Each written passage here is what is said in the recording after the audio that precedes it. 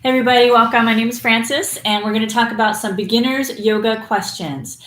There are some schools of thought that say you should do certain poses, and some schools of thought you say, no, you shouldn't do that pose. So if you're a beginner, how do you know the difference?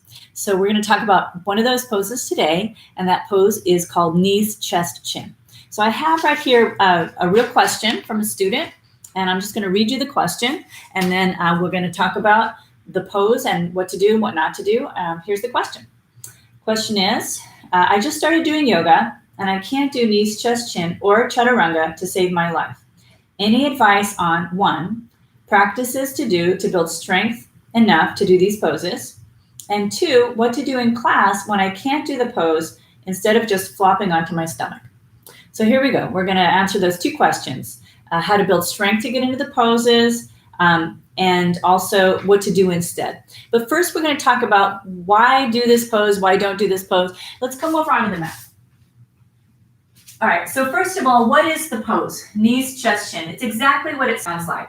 So from a plank position or a downward dog, you would come down with the knees, the chest, and the chin, right? So it requires some arm strength. What happens is you are in a little bit of a backward bend in your back, and also your neck is sort of in a curve.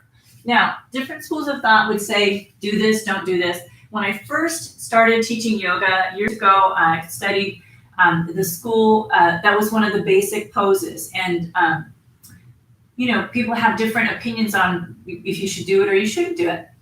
Some of the reasons that you might not want to do that are, it could be a little hard on the back. You might fold at the neck too much.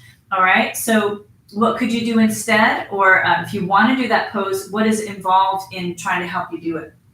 Number 1, is your back in good shape? Do you feel okay with a little bit of a backward bend? And the other thing is your arm strength. So the person from the question was really challenged to come into this pose. They just ended up flopping onto their abdominals, right? So what do we do to build up strength for that? So let's talk about a couple of exercises to just build that arm strength and also mobilize your spine. So the thing is, if you don't feel comfortable doing that pose, don't do it. Do something instead. Any good yoga teacher will allow you to do what you need to do for your body, right? So one of the things you can do to prepare is to mobilize your spine. So tucking the toes, rounding the back, coming into cat back arch, and then point the toes, roll through the spine, coming into cow pose, so reversing the curve.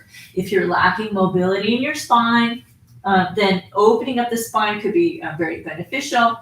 If you have any issues or injuries, you want to be really careful. So you might not want to do knees, chest, chin.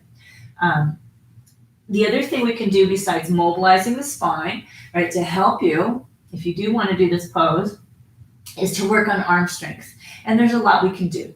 So the first thing I would do is work on what I'm going to call the drinking lion. This is how I learned this one.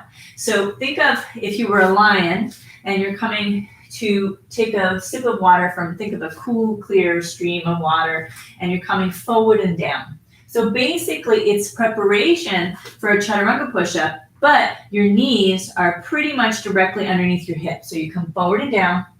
Try to keep your head in line with your spine, coming forward and down. Now you can put more weight back and be really light on the arms, right? So if you're really feeling a lot of weakness, maybe you had an injury, or maybe you've just not worked your arms and you have to start from somewhere, then you put more weight into your legs and less into your arms, okay? You want to have a nice handprint in your mat as you come forward and down. The further forward you are, the more work it's going to be, right? And then the next thing that happens from here that you can work on for more strength, if you want to challenge yourself, is a regular knee push-up. So putting the torso on an angle, you can cross your ankles and then bend the elbows and then press the arms straight. So that's going to be version B, right? The first one is the drinking lion, right? The second one, regular knee push-up. The third thing you could do if you're prepping for chaturangas is to start from a plank pose, maybe just come in and out of plank pose, right? You can have your hips maybe in line with your shoulders,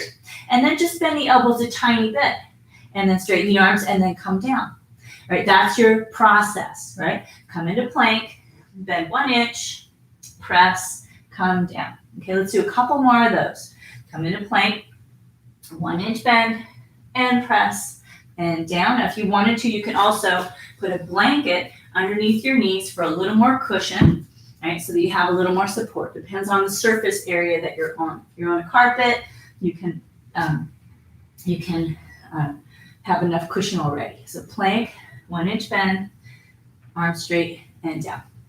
Okay, so that's your process. So version A, B, and C. The drinking lion, your weight can be back. You can make it really mild and then gradually harder, right? The knee push-up, right? Or itty bitty push-ups, right? Or this is like a baby chaturanga, right? So you would also, if you got stronger, you want to go further, you would bend the elbows a little further, and that would help you. Okay, now, if you're working in a knees, chest, chin, when would you do it and when would you not do it? Okay, definitely if it didn't feel comfortable, you're not going to do it. If you don't feel like you have enough arm strength and you're going to slam down onto the ground, you might also hit your chin, right? So you might not want to do that. So what do you do instead in class? So instead of coming into knees, chest, chin, I'll just come into knees, chest, chin for a second. So knees come down, right? You're in a little bit of extension of the spine. Chest and chin coming down requires arm strength. But if your arms are not strong enough, again, you don't want to whack down onto the ground. So instead of coming down knees, chest, chin, you can start to build your arm strength also by coming from either plank or down dog, whichever shape you're coming from, and then coming down with your knees, thighs, and then torso, and then using your arm strength a little bit more and more as you go, right? So what another possible sequence you could do is, let's come into down dog, and then plank, and then gently lower your thighs, right? Knees gently, and then try to put more work into your arms. Keep your abdominals firm. You're basically lowering yourself down. Now, if your back was a little bit challenged, that might not feel good either, right? So then what you would do is try not to go so slow, right? Go a little faster and then gradually add a little bit of that arm work, or you could do the other variation we talked about. So that's what you can do in class instead. So that's a couple of things.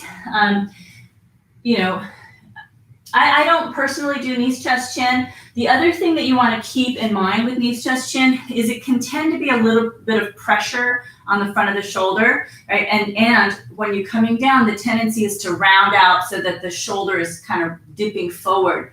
And that's not such a great position for your shoulder. The muscles in the shoulder, the more external muscles, the anterior and posterior deltoid, we want to keep those muscles equally balanced, and we can kind of end up putting a lot of sort of pressure if we're rounding out.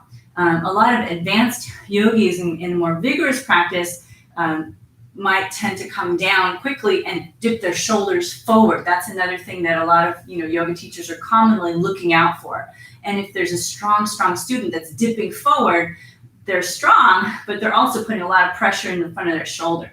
So in general, keeping the torso long and coming down with that. And even if you're doing these chest chin, right, the rolling forward of the shoulder, that's the thing I would say is going to be a tricky thing. So I might just choose to lower the body down in one piece instead of doing these chest chin, just lower the body with, a little bit slowly, right, coming down, putting some work into your arms on the way down. So that's my take on knees, chest, chin. Again, it's not a pose that I do often, but it is a question that came up. And if you are doing that in a class, you want to know if it feels good in your body, if it's okay, or if it's not okay. Again, take care of your shoulders, take care of your spine, take care of your neck, or just lower yourself slowly and work the arm strength. Think to yourself, what am I getting out of doing this pose? And keep asking yourself that question so that you know that you're working safely and you're getting some benefit. So that's it for this question. I hope that's helpful.